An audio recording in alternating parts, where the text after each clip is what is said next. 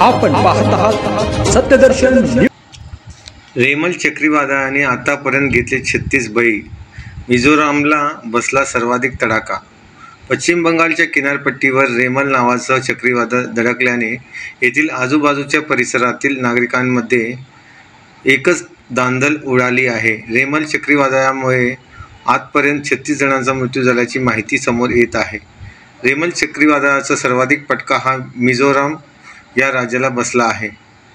मिझोराममध्येच 29 जणांचा बळी गेला आहे, तर अनेक जण जखमी देखील झाले आहेत।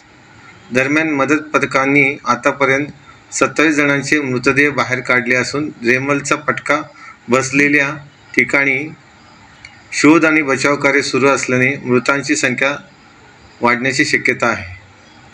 रेमल चक्रीवादळाचा तडाखा बसण्यास सुरुवात झाली आहे, त्यामुळे दैनंदिन जनजीवन विस्कळीत झाले आहे। यासह वीज आणि इंटरनेट सेवाही ठप्प झाली आहे। पश्चिम बंगाल किनारपट्टीवर मुसळधार पाऊस पडल्याने बरीच घरे उद्ध्वस्त झाली आहे। यासह वीज वाहिन्या तुटल्याने शेकडो लोकांना मदत छावण्यांमध्ये आश्रय घ्यावा लागला आहे। रेमल चक्रीवादळाने सर्वाधिक नुकसान झालेले मिझोराम हे राज्य आहे।